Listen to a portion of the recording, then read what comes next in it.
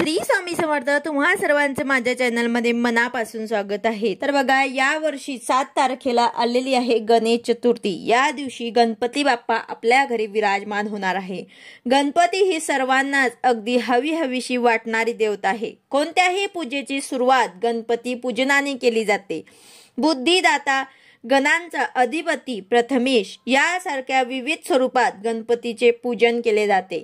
भाद्रपद चतुर्थी, माघ चतुर्थी म्हणजेच गणेश जयंती आणि दर महिन्यात येणारी संकष्ट चतुर्थी हे गणपतीची उपासनेचे मुख्य सण उत्सव. विघ्नहर्ता, सुखकर्ता अशी ओळख असणाऱ्या गणपतीची दररोज कोट्यावधी कुटुंबामध्ये पूजा केली जाते. लोकमान्य टिळकांनी गणेशाचा उत्सव सार्वजनिक केल्याने सर्वश्रुत आहेत. मात्र गणेशोत्सवाच्या काळात विविध रूपात गणपतीची पूजन केले जाते.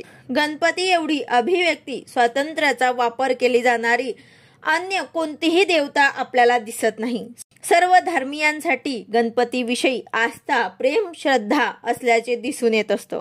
विघ्नहर्ता गणेशाची घरात स्थापना करताना काळजी घेण्यासोबतच वास्तुशास्त्रात सांगण्यात आले आहे.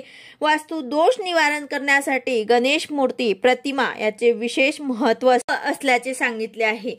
वास्तुशास्त्रामध्ये घर नाही तर आपल्या कार्यालयात, दुकानात, कारखाना या ठिकाणी सुद्धा वास्तुयंत्रासोबत गणेशाची विभिन्न रूपामध्ये स्थापना केली जाते.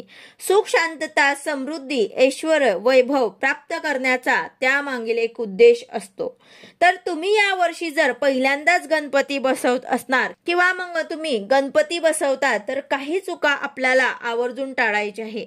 तर याबद्दलची संपूर्ण माहिती मी तुम्हाला आजच्या व्हिडिओमध्ये सांगणार आहे. व्हिडिओ पूर्ण बघा जेणेकरून तुम्हाला संपूर्ण माहिती मिळेल. जर तुम्ही चॅनलवर नवीन असाल तर चॅनलला सबस्क्राईब करायला मात्र विसरू नका आणि व्हिडिओला लाईक करायला मात्र विसरू नका. तर बघा, पहिल्यांदाच गणपती बसवताना या 3 चुका मात्र करू नका. गणपती हे सर्वांचीच आवडते दैवत आहे. गणपती आपल्या घरी यावं आणि आपल्या घरात विराजमान व्हावं हे सर्वांनाच वाटतं. तसेच आपल्या घरात लहान मुलं असतील तर गणपती बसवण्याची ही प्राचीन परंपरा असते. गणपती आपण बसवत असतो. तसेच गणपती बसवताना आपल्याला काही गोष्टींची काळजी घेतली पाहिजे. घरात गणपती फक्त शो साठी नाही तर देवांचे तुम्ही व्यवस्थित पूजा करून त्यांना आपल्या घरात विराजमान करायला हवं. त्यात काही लोक गणपतीच्या मूर्तींची उंची दरवर्षी इंचानं इंच वाढवत जातात, पण हे पूर्णपणे चुकीचं आहे. अशी उंची वाढवण्याची गरज नाही. गणपतीची मूर्ती 11 इंच ते किमान 1 फूट इतक्याच उंचीची असली पाहिजे. काही जणांकडे घरात गर्भवती स्त्री असेल तर तिची प्रसूती होईपर्यंत मूर्तीचे विसर्जन करण्याची सुद्धा पद्धत आहे. तर यामुळे गर्भाला काही धोका संभवतो अशी एक मान्यता सुद्धा आहे. मात्र हाही एक गैरसमज आहे. गणपती विसर्जन आणि गर्भातील बाळाचा काहीही संबंध नाही.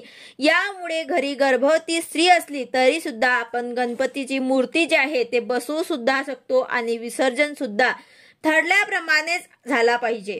काही जण 21 दिवसांचे गणपतीचे विसर्जन करतात, पण ते सुद्धा अयोग्य आहे. 1.5 दिवस ते जास्तीत जास्त अनंत चतुर्दशी पर्यंत गणपती ठेवून तुमच्या घरातल्या प्रथेप्रमाणेच त्याचं विसर्जन केलं पाहिजे. गणपतीची पूजा महिलांनी करू नये असाही एक गैरसमज आहे. महिलांनी पूजा केली तर काही हरकत नाही. स्वच्छता बाळगून आपण पूजा करू शकतो. घरी मूर्ती आणल्यानंतर मूर्तीला तळा गेल्यानंतर घाबरून जाऊ नका. त्या मूर्तीचीच लगेच तुम्हाला विसर्जन करून घ्यायचं आहे आणि नवीन मूर्ती आणून त्याची तुम्हाला प्राणप्रतिष्ठा करायची आहे.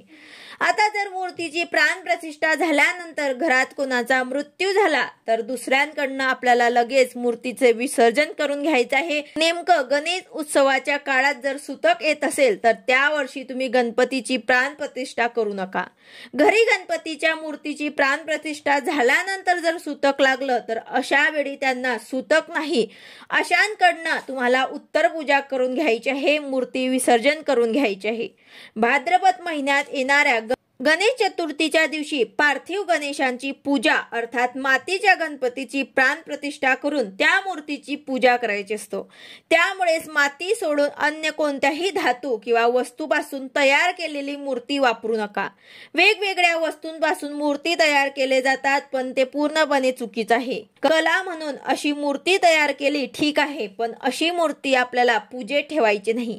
पूजेत शाडूच्या मातीची मूर्ती असायला हवी। प्लास्टर ऑफ पॅरिस किंवा थर्मोकॉल यापासून तयार केलेल्या मूर्तीची पूजा सुद्धा आपल्याला करायची नाही। तसेच काही तांबा, चांदी किंवा अन्य धातूच्या मूर्ती तयार करून सुद्धा त्याची पूजा करतात आणि त्या मूर्तीचं विसर्जन न करता त्याच मूर्तीची पूजा पुढच्या वर्षी पुन्हा स्थापन करून पुन्हा त्याची पूजा करतात। तर असं सुद्धा आपल्याला करायचं नाही, कारण भाद्रपद महिन्यात येणारी गणेश चतुर्थी या दिवशी पार्थिव गणेश पूजन केलं जातं आणि पार्थिव गणेश पूजनाचा अर्थ आहे मातीच्या मूर्तीची पूजा। त्यामुळे धातूच्या मूर्तीची पूजा या दिवशी करू नका।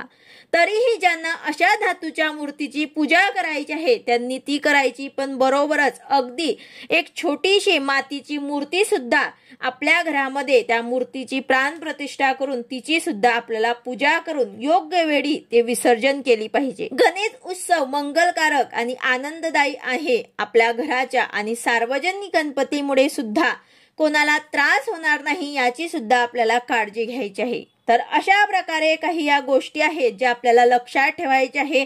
अशा चुका मात्र आपल्याला टाळायच्या आहे। व्हिडिओ आवडला असेल तर लाईक करा, शेअर करा, सबस्क्राइब करा। भेटूया अशाच नवीन व्हिडिओ सोबत। श्री स्वामी समर्थ।